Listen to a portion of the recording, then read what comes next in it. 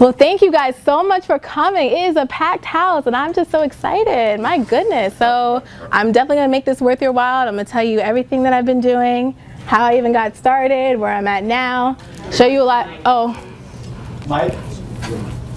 Yeah, turn it back on. Oh. There you go. Whoa, I thought this was it. You turn it on? It should be. You got two. One is for the speakers here, I'm sorry. Oh, okay. Can you hear me? Oh. Go ahead. Hello? Yeah. Oh, okay, much better, right? Okay. Let me put my water down then, because, yeah. Sorry, this just helps me, you know, I like to cruise around. I like to be in the crowd a lot. So this is my little smart scooter. You can buy it on Amazon now. So I tell everybody, if it's something you want, go ahead and purchase it. It's only about like a $300 investment. My friend actually gave it to me, and he got the one that has just air underneath it. And I was like, oh, you're doing, I don't need to do all that. But yeah, it's a good little tool. So yeah, let me just go ahead and tell you a little bit about me and how I'm doing my real estate business pretty much virtually now. Like he said, I am in 5 different states, doing my consulting business now, all through the help of virtual assistants. So you all need to write everything down that I say because I promise you, when I came here for the Real Deal meetup, I was coming in January is when I first had my first meetup. Before that, I had only seen one presentation about virtual assistants and that virtual market. And I was like, I have to do it. This is gonna really scale everything up, but I really wasn't sure how. And it wasn't until April that I actually came to a Real Deal meetup. Who was at the April Real Deal meetup session? Okay, see, y'all should already have this information because I took one of the slides that Charles had, which was his business model, and I actually just scaled it up drastically so that I could do the virtual assistant market. We were using my virtual assistants to tap into different markets, the 5 different markets that I'm in. So I'm gonna show that slide to the model, but just saying, it is on the website. So a lot of this stuff is also going to be released as well. And we're going to talk a lot about my workshop that's coming up where I'm literally going to give away all the tools, all the resources. I have a training manual of roughly like 200 pages that I use that documents my entire business that my virtual assistants now pretty much use to do all aspects of my business. So you'll get to see all that. At the workshop, I'm also going to have you guys meet my actual virtual assistant. So a lot of cool things that will be happening. And you'll get my book as well. 20 or 12. Oh. Oh, he doesn't know his microphone. Oh, okay. I was like, where'd that go? But yeah, so let me go ahead, tell you a little bit about me.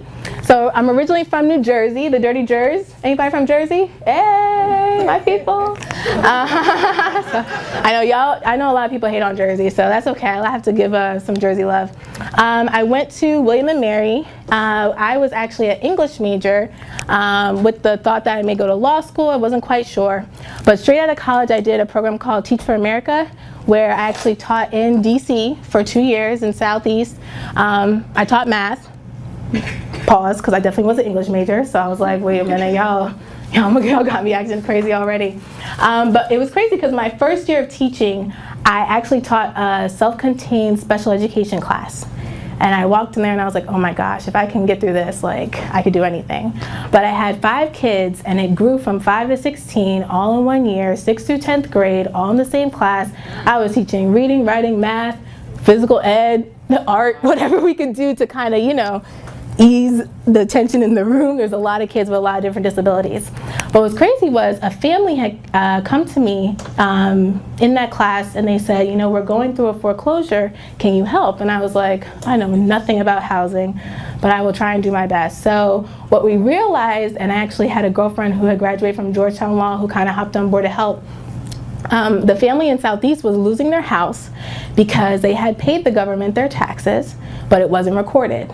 So they were going through this foreclosure thinking like they were trying to call, they were trying to advocate, and they just weren't getting through. So literally it only took about 5 hours of work for us to actually get their case on the docket, and we saved their house. And I was like, if this is happening to people who are my babies in my class, imagine like what's happening elsewhere. So from there, they were referring different people to me, kind of, basically saying, how can you help more people like what we're going through?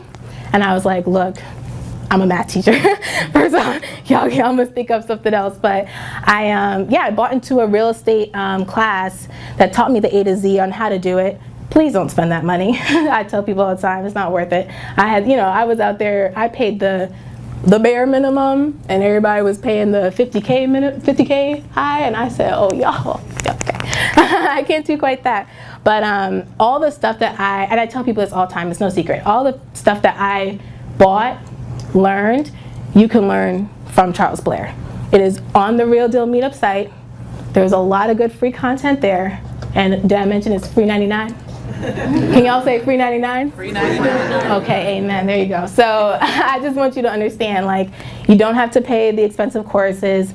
He also has a great mastermind program, which I know he can also talk about, but it's hands-on experience. And a lot of these courses that, you know, you may get into are not always hands-on. So they're like, here it is, go and run with it. And you're like, ooh. You know, I got lucky because I was an advocate of myself, and I realized in that program, I needed to really make connections with mentors and make sure I had some people, you know, watching me. So I really had to take the extra effort to get where I was. But I don't think that's not the typical case. So yeah, it's great I can be the poster child for that program I brought into, but I really had to step it up and take the extra effort. Whereas had I just come and if I had learned about that before I paid Real Deal, I would be out here killing the game. But right, but yeah, so so that's kind of how everything got started. So yeah, my strengths right now, pretty much raising private money. That's something I'm very good at. Meet with people all the time. That's pretty much all I do really right now, because most of my rehabs are pretty much managed by the virtual assistants, my partner. But I'm really good at the raising the money, and also developing people. So training my virtual assistants to get us to the next step, the next level for more rehabs, my consulting course, all the above. So that's just a little bit about me. And then I kind of did this. Pretty good with that balance on that. You think so, right? I'm trying, I was trying to learn the cha-cha, but it's a little hard to do all that. And so everything that I do and why I tell people this is so important is you have to have a why for when you're in business. I meet so many people, and probably some of y'all who have called me and said, I'm ready to start, I'm ready to go. And then 3 weeks later, y'all fizzle out. And I'm tired of it. You have to have a why as to what keeps you going every day. Mine is my mother, but you know what's yours. Is it whether your kids, whether it's trying to hit this financial dream so you don't have to work from 9 to 5. I've been there, it's not fun, I hear you. But this is mine. So what I'm working on right now, I have a house under contract in Fort Lauderdale because I am retiring my mother. She's been a school nurse for, thank you. She's been a school nurse for autistic children for about 25 years. It's coming up on her 25th. And this past week, I did buy her a car. Yeah. I'll show you the video so y'all can, see it. But and so at the end of the day, I really do put family first. If I'm eating well, my whole family's eating well. So I really just wanted to make sure that I got her set first, and then try and take off from there. I'll show you the little video so you guys can see it. I know, right? Trying. Oh wait. Here we go. Ooh. Roll back up. Yeah, but they parked in the spot. Oh, wait a minute. Down in the corner. Right here in the corner, you want to make it big. Yeah, make it big, and then how do I turn the volume up a little bit more? Let me see. Sorry, I'm not that tech savvy, that's for sure. Let's see. Yeah, thank you. The menu on the side. Okay, play it, and then. First, let's get your volume up now. Okay. Make sure you're at the highest level. Yep, you are. Okay. Let's see if y'all can hear it. I'll play it by the mic. Back, And see that the large right there? yep, you're up high. Mic, the large button is on the phone. Oh, The issue is you're hooked up to the projector. Gotcha. You're just reading out the sound. Oh, it won't let that's the okay. Can you start it over as well? This is your car. There you go. Whose car? Your car. Start again. What do you mean that's my car? Yeah. Hit allow on the top. Can you Put the mic there. Over here. The Marcus, I guess that's my Put the car. mic on the computer. Yeah. Try it. Come out of this. I think you're right. You're right. I did. Set it down.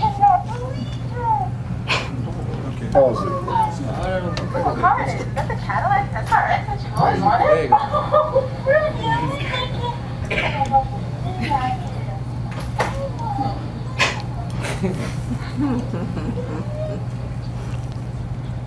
Oh my gosh, I was at the face.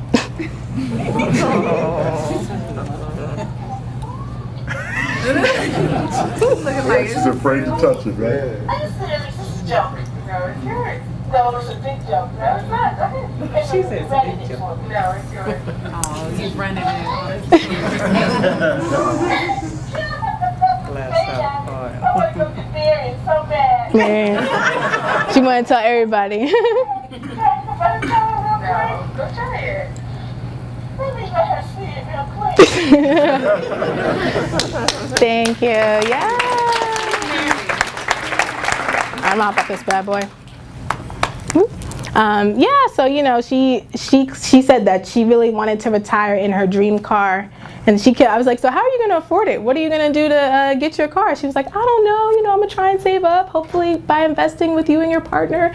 So, but we just had to do an upgrade for her. So I'm excited. It was something I was really trying to do, something that was on my list. And so now the last thing is the house, and she doesn't know anything about it. So if you see me posting stuff on Facebook, don't say anything about, possibly buying a house. But yeah, she's really excited to retire, invest in my company, support me, and so you got to do right by your parents always.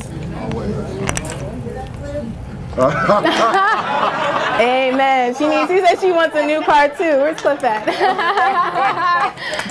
Thank you. That's funny. Take notes. I'll tell you where I got my hookup from. I got you.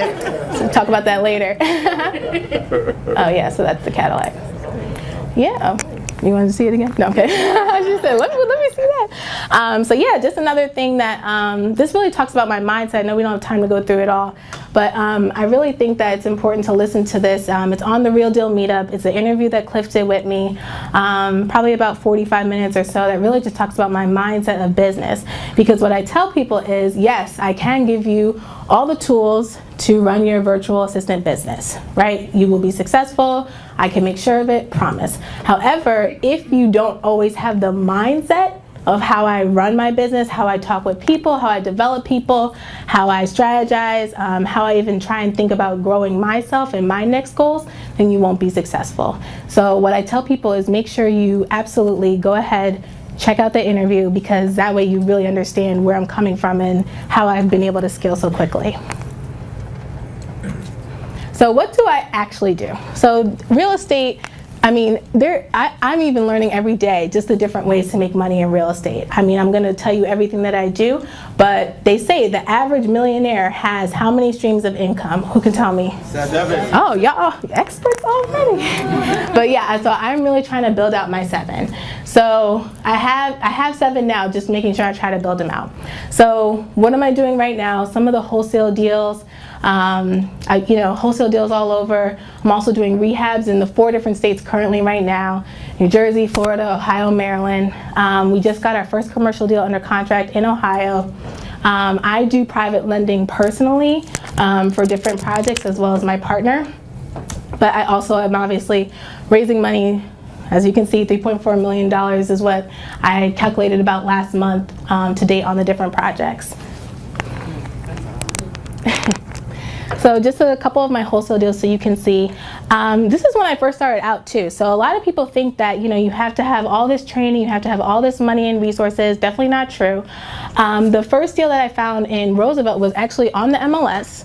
I had bought it, let's see, I had gotten it under contract in, I want to say July of last year. The market went up and appreciated, so I went and sold it to an actual investor who wanted to rehab it. And then my profit was, $7K off of that. And then the Maryland condos, which was also great, I went to a gala in last year where I met an investor who was also trying to just kind of get rid of their properties. We were talking about different things. And so I put her condos under contract, also sent it out to a blast of investors. Great to also, I think one of them actually might have been off the Real Deal meetup where, you know, you blast it to everybody. But I put together a very good package.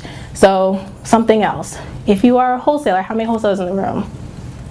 Your package is key to getting people to look at your deals. Do not, and I personally, do not send me the address, the price, your repairs, and maybe the ARV. I'm not gonna look at it. I wanna see the full package. How did you estimate the repairs? Who was the contractor that really gave you the full documentation? Where are the comps for the ARV? I wanna see it all. I want to see the pictures of the house. I know how some people are like, oh yeah, pictures on site when you come. No, I won't look at it. So a lot of this too, I just want to make sure I also say, like, when you're also, you have to be professional. So the reason why I got my wholesale deals under contract was because, so quickly, was because my packet was really good. I made sure I had all the information. I knew it was a good deal. I ran the numbers, let people see exactly how much they could make and exactly how much I was going to make. So I hate when wholesalers hide their numbers. It's okay to say how much you're gonna make. People wanna know, it's okay. You know, we bought a deal off of wholesalers in New Jersey and they made a 45K profit. And I was like, I'm not even mad at you because we're gonna make 120. You know what I mean? But at the end of the day, it was like, you know, you don't need to hide that number, it's okay. But just showing me exactly how much I'm gonna make afterwards too is very important. So if you are that person who is sending out those types of emails and those blasts with just the property, address, repairs, and ARV, we're not gonna do that anymore, right? Tell me, we're not gonna do that anymore. No more. No more. Amen. So, I got you. Oh, you had a question? Sorry. Yeah, I was wondering if you had an example of that package that, you know, we can reference. I do, as a matter of fact.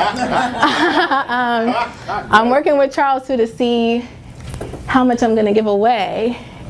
But no, I will, he has actually one of my credibility packets. So. Mastermind members, you got them already. Yeah. Oh, so you already got the goods. Hold on.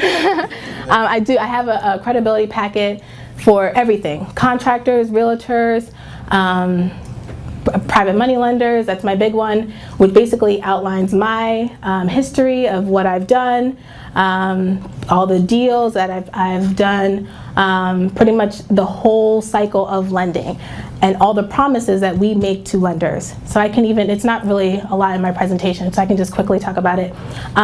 You know, basically, like, at the end of the day, the lenders, you have to schmooze all the time. I want my lenders to be happy. I don't want lenders who are going to invest with me one time and never invest again. So what I do is I make sure I tell them, we give competitive rates for our lenders. We don't do annual interest, 12% annual interest or 10% annual. We do flat interest. Because at the end of the day, if you are, you know, for the end of the day, for us, if we're making, you know, 40K or 60K, it doesn't really matter, right? There's enough of the pie to go around, so we don't gyp our lenders. And that's what makes us more attractive and more competitive, because we give competitive rates to our lenders. I will fly an investor out to see the project. You're in Maryland, you say, oh, Ohio, I don't know. I say, how many times would you actually go see the project in Maryland if you were here, realistically? People say, maybe 2 to 3 times. Great, I'll fly you out there to Ohio. Take you out there for the day. You can go ahead and see everything you want. We also give newsletters, updated newsletters every 2 weeks to our lenders. We just make sure we take care of them. Whatever you need, we will customize for you all. Because your lenders are your best friend. Say it again. Your lenders are your best friend? I take, and I show off my lenders. I had a, what was it called? It was an expo that I was at. It was my first time being a vendor at the expo. Also something that you should do. Your business needs to get out there. You need to promote yourself and your business. Ways to do that, expos. I've met multiple lenders who have helped me fund deals, and I met them at these different types of networking events. So I bought my little table, I bought a little computer. Another assistant was with me at the time, and we just talked to everybody. I was so tired from 9 to 5. Everybody was coming to the table, wanted to talk about real estate. So you also, if you're in real estate, you have to really push it forward. This is supposed to be like your full-time gig, right? And I know it may not be for everybody yet, but you have to also say it. You can't just mention it to certain friends. Oh, I do that wholesaling thing on the side. You have to say, I'm a wholesaler, I am a rehabber, and then people are obviously gonna take it more seriously. So I just threw that out there. Sorry, I could talk for so much. There's so many different things I want to make sure I tell you guys. But yeah, also something just to note, and also finding different lenders as well.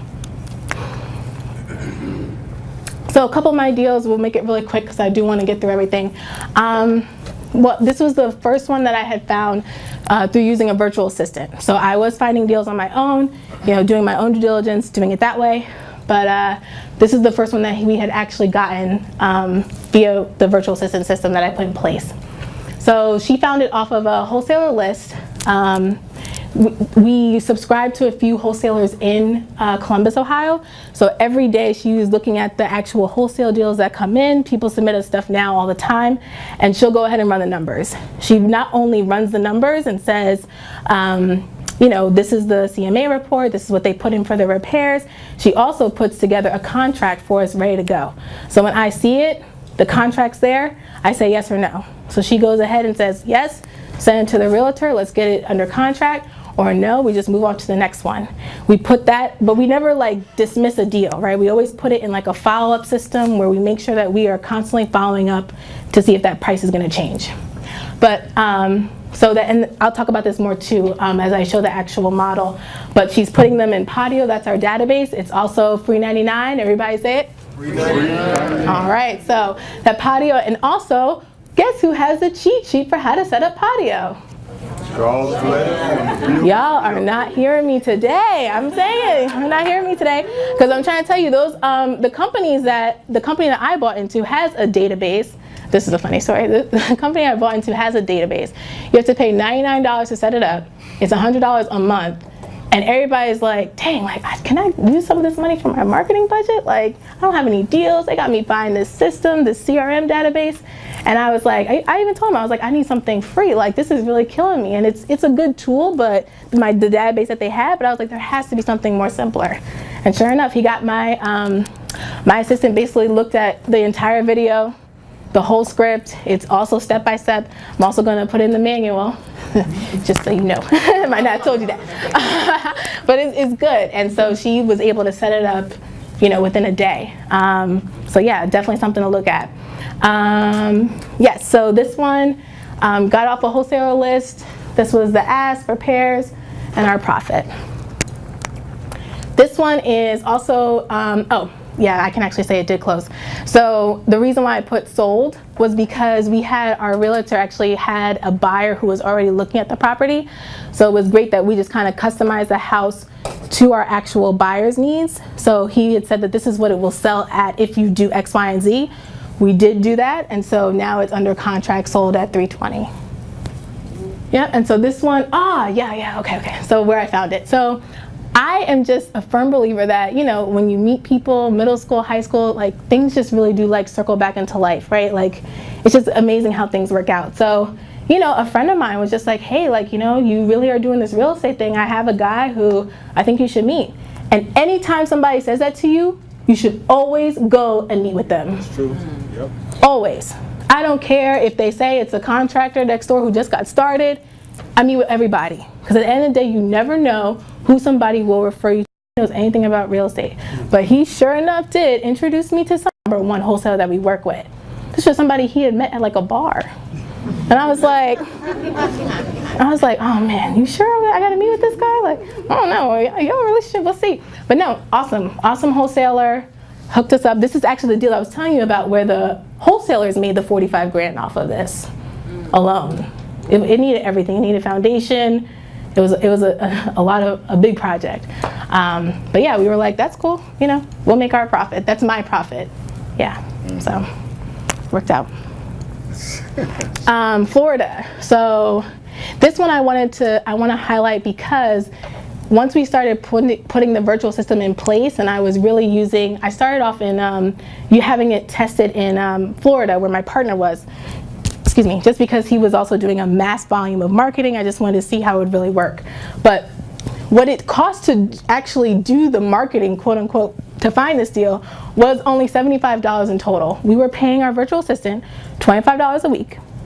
And within the 3 weeks of her doing this system every single day, we found a deal. So let me tell you what she does. She goes on the MLS, just like everybody who has access to it. If you don't have access to it, I didn't at first. I found a realtor who actually made me an assistant so that I had access to the MLS. And then I also got my real estate license in DC. But yeah, so she was on the MLS. She's combing through it, through our system, running the numbers on each of the deals of the criteria that fits us. She puts the credible leads in Patio, and I go ahead and either me or my partner, depending on where we are, looks at it. Once again, it's attached to the contract. We say, good, it's a deal, submit. But just look how much this costs compared to what our actual profit is. Oh, sorry, maybe y'all can't see the numbers. We bought this one for $62,000, repairs were $50,000, it sold for $199,000, our profit was $67,000. And all we spent of the 3 weeks was $75 to get the deal. And I'm gonna talk about this a little later too, but you have to treat your team right. My virtual assistant off of the profit got $1,000 once we closed. And that's a lot in the Philippines. So we treat our people right. We may pay you $25 a week to do something consistently, but you best believe once we close, we make sure you're treated right. It helped her buy a new laptop, which made things much quicker. It only helped our business grow. So I always say that as well. Oh yeah, so this is just another deal that we had in Ohio. Really high-end property. That's my business partner and his brother. My business partner and I actually went to high school together. Again, how the world works.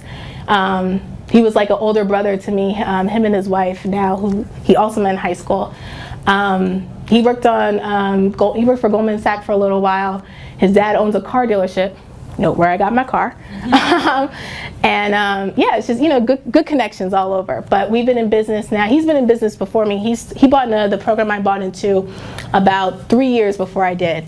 And last year we ran into each other at a conference, and I was like, yo, what are you doing here? He was like, I bought into the same program you did. I was like, shut up. So now we partner on a lot of deals. And our strengths and they just coincide with each other. He is really good at rehab on the site. Also, guys, if you guys take a picture and tag Brittney in this presentation, you'll get a copy of the actual slides. So we'll send you the slides for the actual presentation, and we'll also send you a couple of the cheat sheets that she's going to be talking about in this presentation as well. Yeah. Just for tagging her and going out to Facebook, letting people know what you think of her presentation.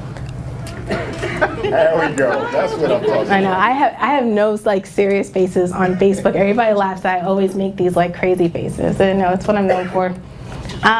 Okay, so another way. So rehabbing, how I make my first stream of income. Second is investing my own money. This is what I do with every single person who I meet with pretty much who wants to be a private lender. Doesn't matter if you have $30,000, $10,000, $50,000, I promise you we will use it and we will make it work. What I do is I turn their 403Bs or their 401Ks, just like I did for me, my mom, everybody, my brother, all into a self-directed IRA. You cannot do this if you are still currently working at your job, but any previous ones can all be rolled over. And within 2 years of teaching, I was surprised how much I had even accumulated. I had accumulated almost $16,000 just from 2 years of teaching in my 403B. Rolled it over, got started. So second way to also make money, you can't invest my mom can't invest from her IRA to me, and neither can my brother because it's the line of the family. But I put my mother's money on my partner's projects, ones that we haven't partnered on, that I do myself. So just making sure that you're using people in your own circle's money. And everybody's like, what's the secret? Who are you talking to? Talking to people just like you, every single day. There is nobody special. I don't have this big network that looks different from yours. I'm just talking to more people in a day who have these IRAs, who want to see their money grow. Increasing my wealth through my rentals. Again, this one is another circle of life. I use the profits from my flips. Every time I do a flip, I buy a rental. Because at the end of the day, me personally, I want to be able to say, I don't need to do flips. At a point in time, I'm going to say this rental income is so high, let's just pray that it does happen soon enough, and I can just walk away from it all. Might see me on the beach somewhere. Y'all too. Y'all will be there right there with me. But yeah, so this is just, every time I do a deal, make sure I go ahead and buy a rental. Not only do I buy the rental, all the rental money that comes to me monthly, I don't touch it. I put it back into the property to pay it down. So that makes my properties free and clear in a shorter amount of time, which is gonna jump this number. Yep, I have it at the bottom, but I'll tell you it. It jumps from, so when we bought this rental, it was cash flowing at $600 a month. In 5 years of me using the rental income to go ahead and pay it down, it becomes $2,700 a month. So don't get greedy and try and take that rental money. It's like you never had it. You just put it back into the property so you can pay it down. This one came from, again, circle of life.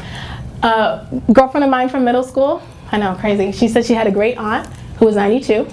Her name is Aunt Thelma.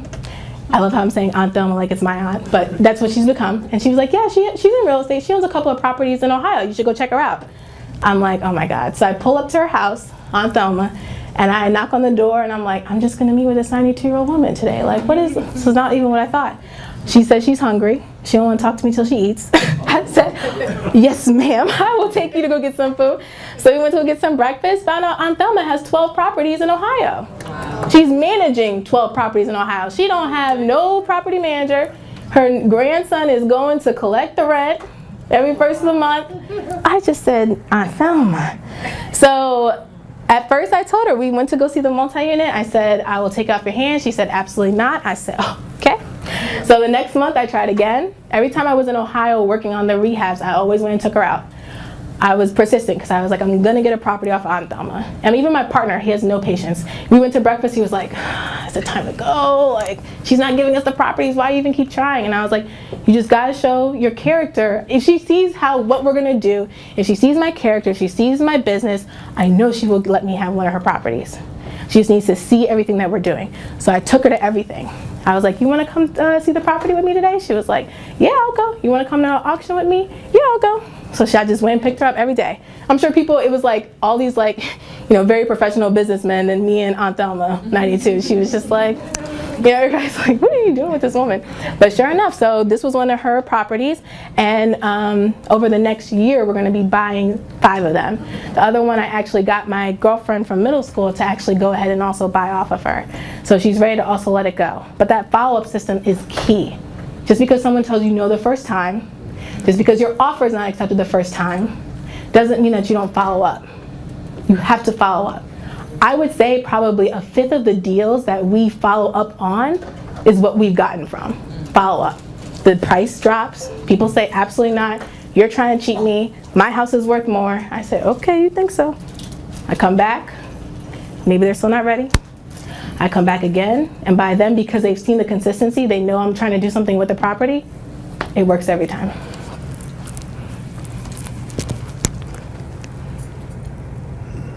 Affiliate marketing, this one I really love. So there's a lot of different companies out there that you can go ahead and partner with, your contractors, your realtors, everything. Every time you refer people to business, whether they do some type of business with somebody, there is always a way to get paid. So one of my other sources of income is affiliate marketing. Affiliate marketing, if you look it up now, it is its own 6-figure business. There's a guy I know who bought into the program I bought into, who just does affiliate marketing on the side. Absolutely a 6-figure business. I mean, he's taken it to a different level where he's on Amazon, having the virtual assistants kind of, market the products for him. And every time someone buys that product, that with his little promo code, he's getting paid. Mine's a little more simpler than that, but just another avenue that you guys could look into. So basically, every time I don't have enough time to help people buy houses, but that everybody thinks that's what I do.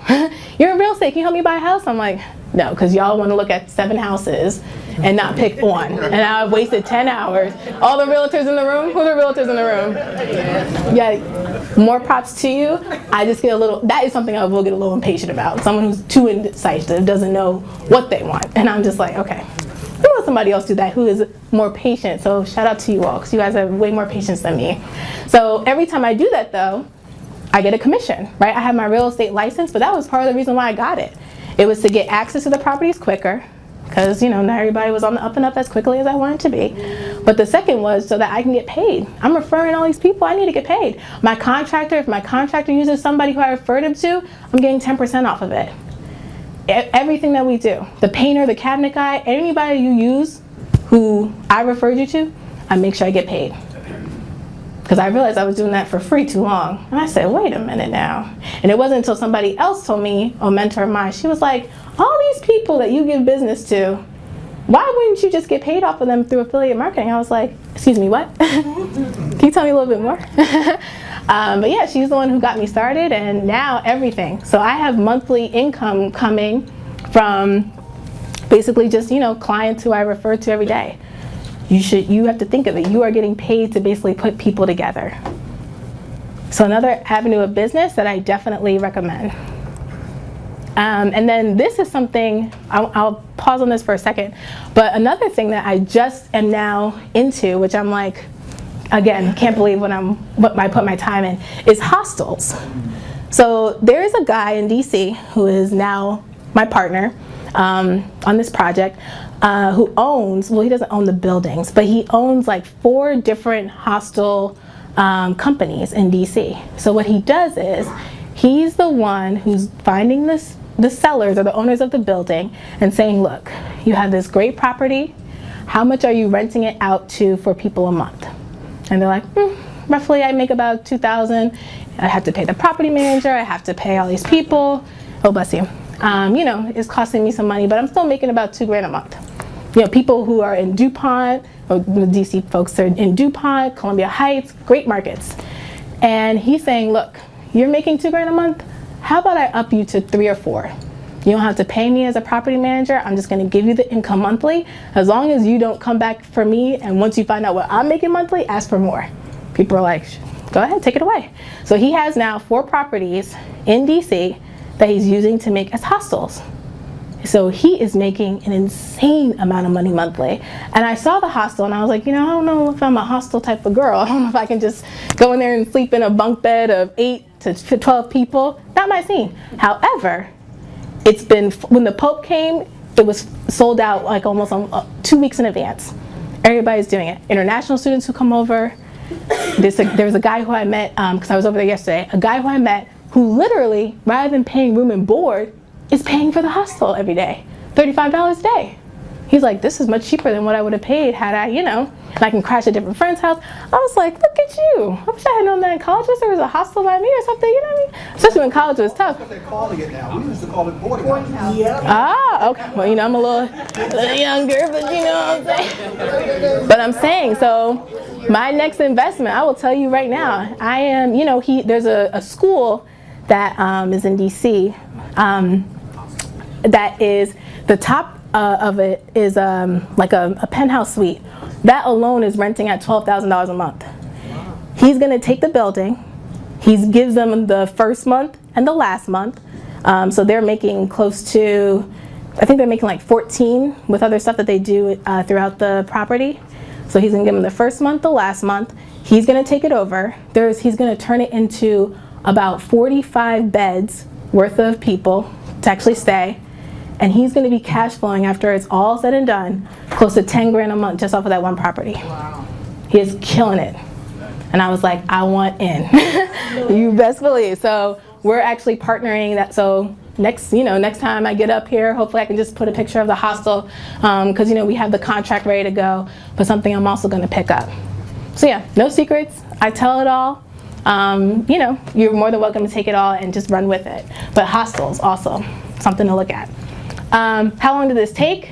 November 7th, which is actually the date of my workshop, will be my 1 year. It was a Friday. I worked at Georgetown University right after Teach for America. Only reason was I worked in the office of the general counsel, so I thought I wanted to learn more about real estate law, potentially maybe go to law school to help out a lot of the clients that I worked with. So I worked there for a year. Did not like it. It was just, the lawyer side is, not so hot. But so I told her, I said, it's time to go. So November 7th, I took a big leap of faith. I had done a couple of deals, so I wasn't going to go broke in the next, month or two. But that was the biggest push, just leaving my full-time job. at the end of the day, I mean, people get so scared about it, but you have to believe in yourself. At the end of the day, I realized if it doesn't work out, if it all hits the fan, I'll just get another job. Right. Right. You know what I mean? So, I mean, and I don't know why. I thought of it that simply, but I know it's easier said than done. Especially when you are making good money, because they were paying me pretty good. I had benefits, I had all that good stuff. But I was like, wait a minute. I know if I just give this a year and trust the process, I'm not going to get my first deal the first marketing campaign, right? You can't do something once and expect it to work and say, oh, it doesn't work, I tried it. I did the 6 touches, made sure I was really reaching out, doing follow-up, and then it came naturally. And even my first 2 deals, and I talked about this with Cliff, they had both fell apart by the time I had quit. So this is crazy.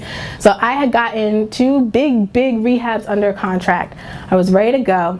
I had worked with a hard money lender, which I've never done it since. I've only used private money since.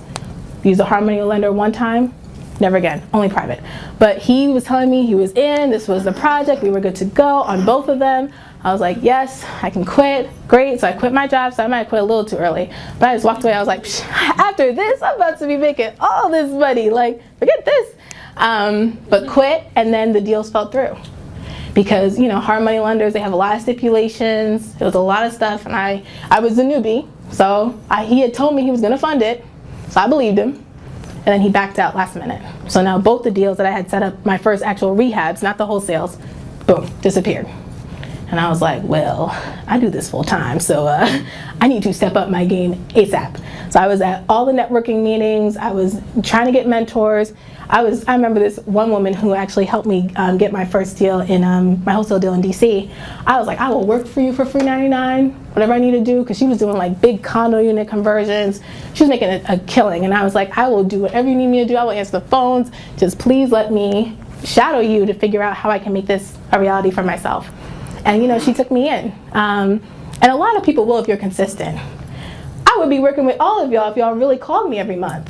But y'all don't do that. That's right. Y'all call me one time. I say, that's nice. I give you some tips. I give you some advice. And then when I see you, and I'm like, how'd that advice go? Oh, you know, I got so busy and I didn't get a chance to try that out yet. And I'm looking at y'all like, see, don't waste my time then. I should call somebody on the spot. Who that tell somebody to do something? I'm looking at this front row. I remember what it was. There is no plan B. That's how I came in. Like, for me, this is it. No plan B. Absolutely. Forward, moving forward. Yep. No stopping. No stopping. You just gotta keep it doing. Keep crunching it. And the next thing you know, it just happens. It does. It happens. Like, it just happens overnight, man. It does. And once you get that first check, you say, well, if I did it once, I can do it again. So Cliffy almost saved you, but then I remembered. So you try to. So. But she probably told me some other stuff that she forgot that she told me, and I still haven't done it. Okay, so you don't need me to call you out. You're just gonna admit that you didn't do it. Because you know that check got to come in, so I got to get out. Okay, so if I said Patio Set Up, you'd look at me like I did it or I didn't do it. I did it wrong. Did you watch House Players video too? I did. I'm a college graduate with a master's degree. It's all good. Maybe we just need a And I'm a 9th grade dropout. Created 4 9th grade dropouts. It's all good. We'll have to. Okay. So he gets half credit for trying. But yeah, I'm serious. And then y'all ask me for all the books and all the things. And I wish this other guy named Malik, who actually is in the mastermind, actually is one of my private money lenders. I don't know if y'all knew about that. But yeah, he was the one. I told him, I was like, yo, if you're headed to the bookstore, can you get this book for me? He was like, oh yeah, I'm actually going to pick up this other book. And I was like, oh, all right, cool. Yeah, get that one for me too. I read it in like a couple of days. I'm actually going to show it. And he still hadn't read it yet. I said, see, you guys out here, you want all these books. I should just go right past the books because y'all say you're going to read them, but you don't. But if you are serious, you need to read it. So that's the one that I stumbled upon. There was a book I was looking for called, it was called The Power of Discipline. And so he had said something, it says The Power of Self-Discipline underneath it. And I was like, oh, I think that might be the same book. Can you grab it for me? and he brought it to me. I read it when I was abroad, and also changed a lot of the mindset that I had. I went to Italy, came back in like full force. Sometimes it's needed. You don't have to go abroad. Go take the weekend, catch up on some reading, make your vision board, set your goals for the next couple months. You just need to step back sometimes. And I do that at least 4 times a year because it helps me recycle. Get myself together, know exactly what I'm going to accomplish so I can go full force. Can I add to that? There's another one called Eat the Frog. Eat that frog. Okay. Well, that's something I'll put on my list. Procrastination. If like you got a lot of procrastination going on, it helps you. I hear you. Focus. That's good. We'll see. Eat the frog. Brian Tracy, yeah. Okay. Eat the frog. It's meaning like it's the hardest thing you want to do. Do it first, then everything else becomes easy. Right. Okay. So a couple things that this book also taught me with no excuses, but Rich Dad, Poor Dad, who's read it? Good. I'm really glad. Majority of the room. This is the first book that I got introduced to back in 2011 when I was first starting to teach about real estate.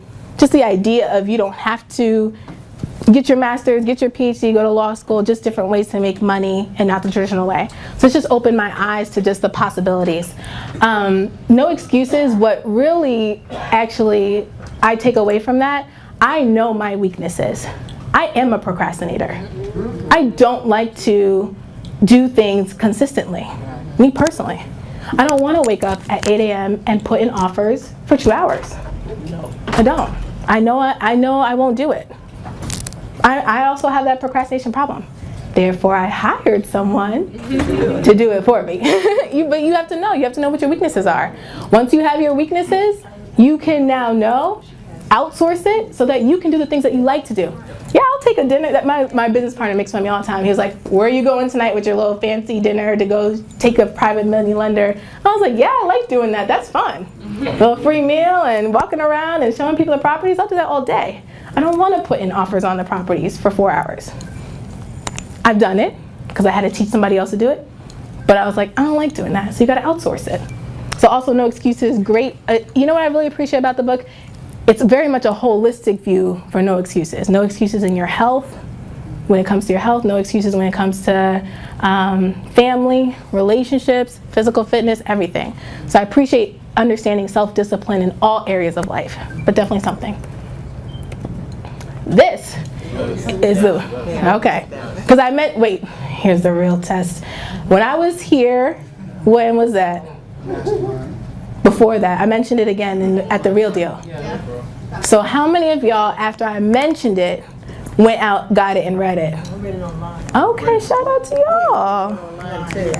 Okay, because I was like, I know I told everybody about it, so if you're writing it down for the second time, you need to go get it and read it. What I appreciate about this book, this is what really taught me how to scale my business up.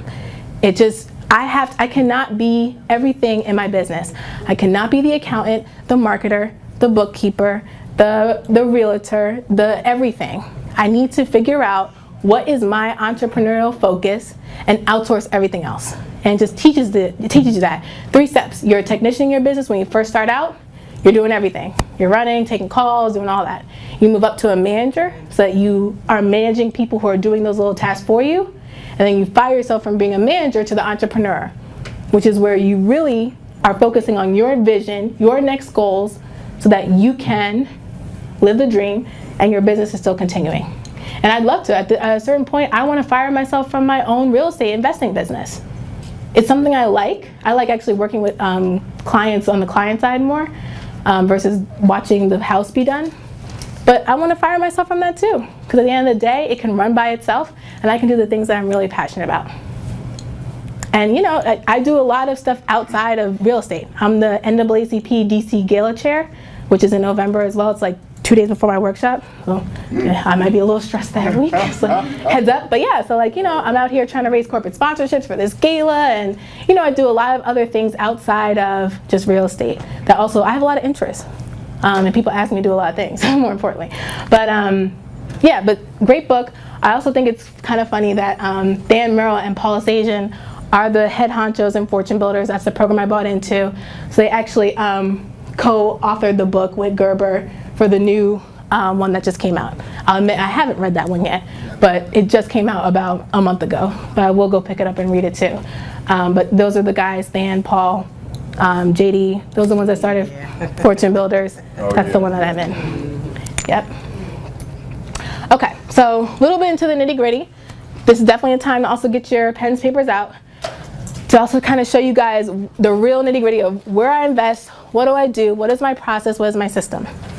So I have different markets for a reason. Sometimes it's based off of the contacts. If you have really good contacts, you can work any market. And I'm sick of people telling me, oh my God, the market where I'm at is just too much and I can't, there's some competitive markets, I get that. But one of my mentors said it very, very bold, very upfront. He said, it's not about what the market is doing, it's about what you are doing in the market. What's your marketing strategies? Who are you meeting with? Who are you talking to on a daily basis to get your business up and booming? So where I pick to invest, there's also some research that goes into it as well. Increasing population growth. This is a good example for Columbus, so I'll put in the Columbus context. But Columbus is actually, I think it came out in US Weekly about a year ago that it was the 10th fastest growing area in the United States. Lots of diverse jobs coming in, especially in Columbus and in Cleveland, more importantly, where I get a lot of my rentals.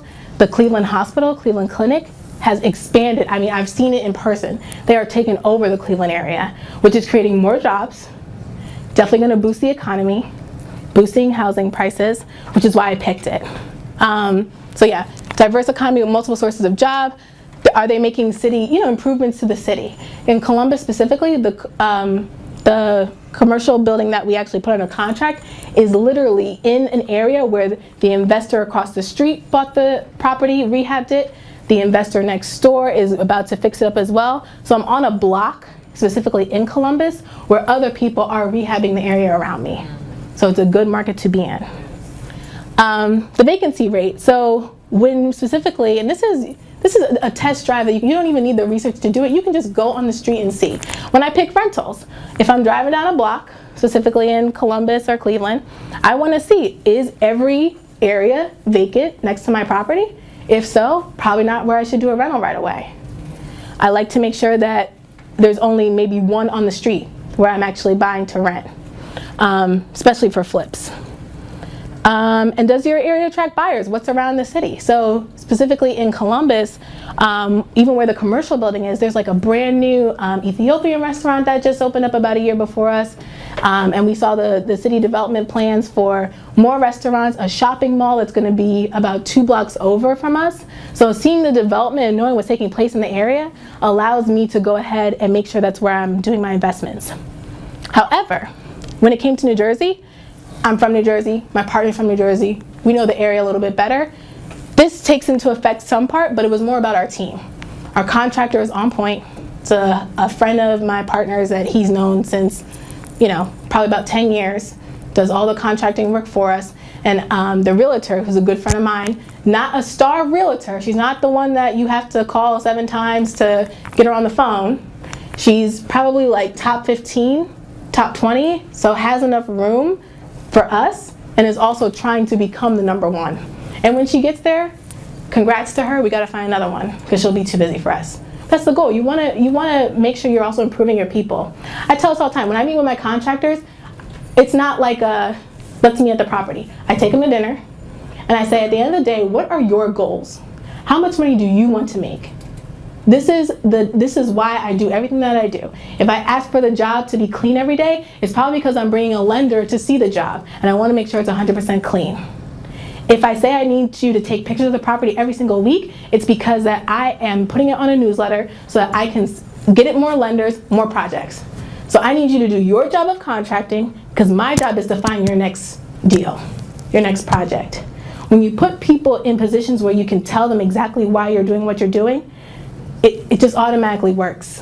I don't have any issues when it comes to our contractors not picking up the phone, right? Because at the end of the day, they know Brittney's probably out looking for my next project.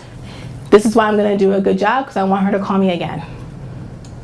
So you have to put your people first. I've seen too many people fire contractors too early.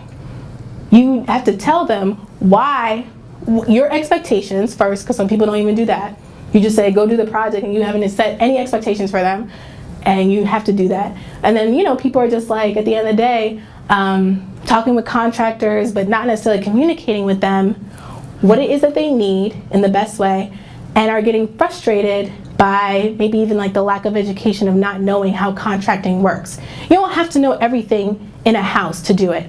I didn't know, I mean, when I was looking at my first house with a contractor, he must have thought I was crazy. I didn't know what siding was called.